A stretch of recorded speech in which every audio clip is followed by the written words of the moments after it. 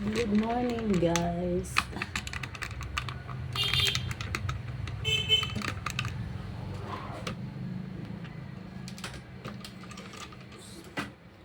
Mali. Ito may ano.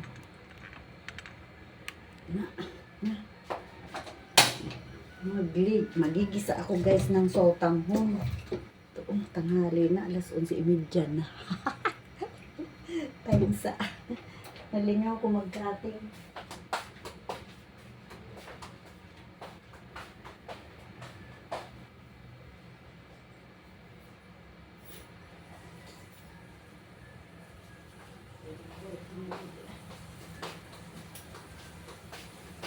$11:30 na Judy. Ay, guys, walang carrots. Repolyo lang itong halo nito at sibuyas dahon. At ang sahog ko, guys, ay 2 hiwang chicken. Hinimay ko lang. At syempre, para makatipid-tipid. Sayang naman kasi yung manok. Wala nang nagpapansin. Ayan, ang bawang natin. 3 butil. Tumalsik pa yung kalahati. Hindi ko na kinuha yung tumalsik, guys. Tapos sibuyas, isang sibuyas. At gagamit tayo ng Jaran! Coconut oil ito, guys. At lalagyan din natin ng konting patis o toyo. Tapos yung asin. Lalagyan natin asin. Hindi ko makita ang pinitayin powder. Ayun po. Asa dagway na butang? Ay, mag-isa na ta, guys. Lagyan natin ng konting mantika lang. Igo ra magisa ang bawang at sibuyas. Ito guys, yung repolyo ko. Kalahati lang ito. At ang laki-laki ng repolyo, hinati ko lang, guys. Nahugasan ko na ito. Hugasan ko ito. Pangatlong hugas. Tayo na ay magigisa ng bawang at sibuyas.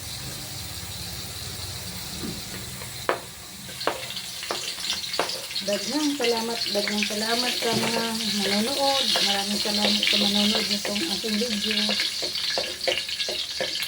Thank you sa solid YouTuber. Guys, ako pinapanood ko yung mag-comment lang kayo, guys. Tinatapos ko yung video nyo. Shout out sa inyo. At pati mga ads o harang, tinatapos ko, guys. Kaya konti lang ang pumupunta sa akin. Konti lang din napupuntahan ko kasi talagang tinatapos ko yung ads. Sige lang, ganun lang talaga eh.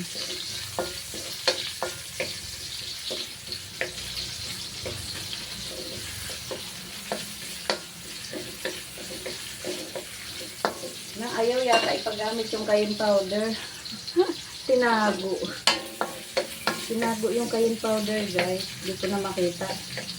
At hindi naman ako tiganap sa asan nilapit yan, tinago. Mayroon kasing may ayaw ng cayenne powder, kaya tinago siguro. Paminta nila ilalagay natin.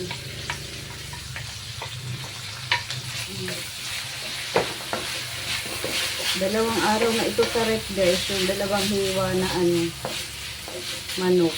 Hinimay ko lang ngayon. Sinama ko na rin yung buto-buto. Yung ito sa taas ng legs o paa ng manok.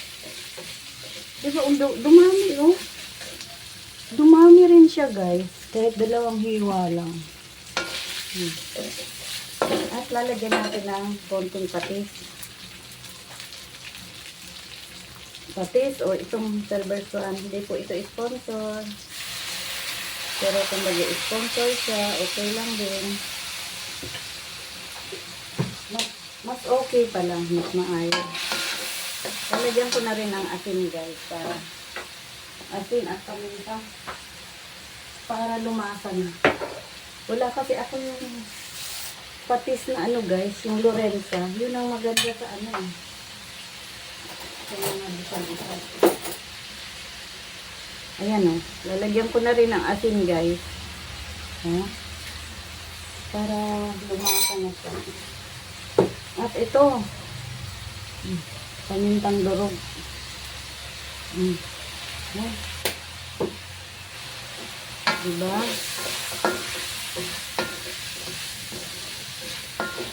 At lalagyan na natin ng sabaw. Para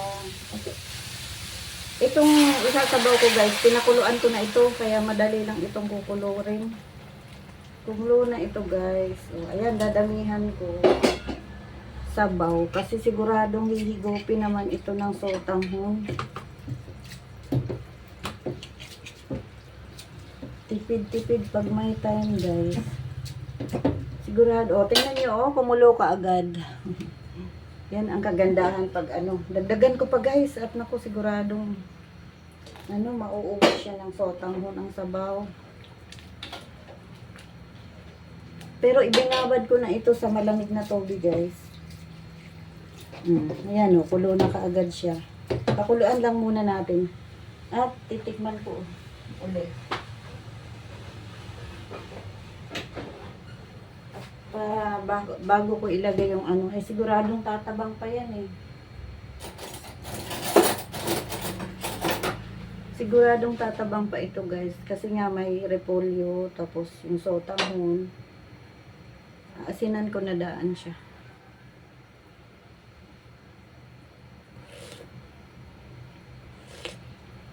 Ayan, matabang siya.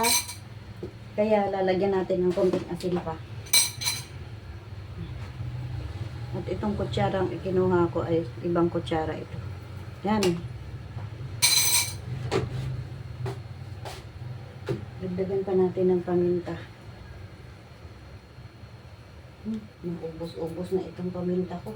Di pa ako nakapagsalin guys. Kasi nga, nandun na sa malaking plastic ang paminta.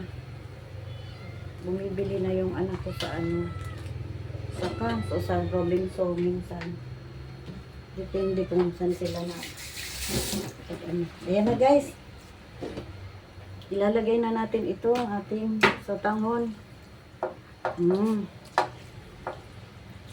Madali lang itong maluto guys. Carrots ang wala tayo. Sayang pa ito. Sayang pa ito. Ilagay natin. Tapos, ilalagay natin itong ating repolyo. Madali lang maluto yan guys. Anuin muna natin. Pakuluan muna natin ng kahit isang kulo, 2 kulo, 3 kulo.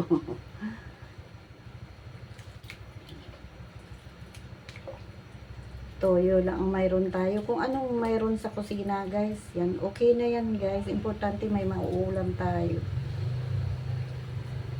O diba? Sayang yung 2 hiwa ng manok, walang pumapansin. O, dalasa din yan ulit. Kasi sinama ko yung buto-buto. Ay nako, sa susunod yung buto-buto hindi natin itatapon. Joke lang guys. Madali lang yan kumulo guys. At itong video di ko na siguro ito i-editing. Wala. Nag-enough ko naman yung music. Para di na ako magtatanggal ng sound guys. Kasi talagang nare-restrict ang video natin pag may music guys. Hindi tayo maanuhan ng ads. Di mabibigyan ng ads. Kung sakalit may ads man guys, mapupunta sa may-ari ng music ang ating kita. Ang kita sa ating video. Kaya sa mga gustong mag-umpisa pa dyan, o sa nag-uumpisa pa lang, nagtatapos ng watch hours, yun lang ang maipapayo ko guys. Ako ini-erase ko kaagad guys pag may restrict. O basta may music. Maganda sana kung may music nga. At masaya basta may music. Saon man. Di man bibigyan ng ads ang ating video. Magka-ads man, hindi sa atin papunta ang income. Gamay ra. Ayan na guys. Nagbukal na siya. Ato na ibutang ng ano, repolyo. Yan lang pampakulay ng ating sotanghon. Gisadong sotanghon. May sahog na ano, 2 hiwang manok. Tipid-tipid pag may time. Talaga ang kaya ng ating bulsa. Para di sayang yung ulam natin sa ref. May nangihingi na ng pagkain. Kinsa ka? Si Oreo. Hello. Hello sa mga guys. Hello mga guys. Good morning. Nanghihingi lang po ako ng food kay Mami Tess. Ang ulam nila guys ay ito. May ulam pa sila. Dilis. Ano ito? Dilis na yung malilinggit guys. Tinorta ko ng isang araw. Ay, kahapon ng isang araw. Ay, no, isang araw pa yan. Ininit ko lang pala kahapon. Mayroon pa namang tutortahin dyan sa ref. Bukas tutortahin ko ulit yun. Natimplahan na yun. Hindi ko na blinag guys kasi kulang sa harina. Konting harina lang nalagay ko. Medyo durog ang pagkaluto ba. Ayan, luto na yan. Tapos ilagay na natin ito. Sili. Dahon ng sibuyas. Sili na noon. Sorry guys. Mali-mali na ang lola niya. Mali-mali na ang lola. Ayun, ang ganda ng plating sa kawali. Plating pagod. Ayan, luto na ito. Hoy, Oreo. Tikman natin yung gulay natin. Ayun, sabaw.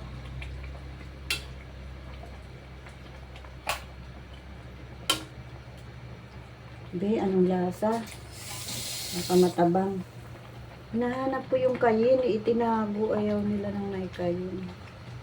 Gusto ko may kayin. Medyo halang-halang ang sabaw.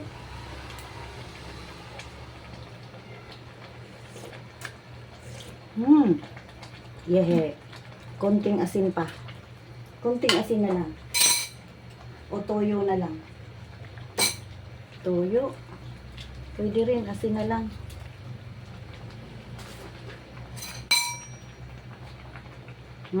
Konting-konti. Baka umalat. Bawasan natin. Ayan. At kung matabang, paulit. Sila na ang magdadagdag guys. Ayaw ko sosobra ang aking asin sa aking luto guys. Pag sinabi nilang matabang, sila na ang magdadagdag. Ayaw ko nang umalat ang mga timpla ko guys. Kasi pag umalat guys, hindi mo na mababawi yung timpla. Talagang maalat na siya. Kahit anong gawin mo, wala na. Mas okay yung matabang kasi pwede ka magdagdag ng asin o patis, ganun. Timing, nandiyan na aking banana. Thank you for watching guys. Salamat sa panonood. God bless sa ating lahat.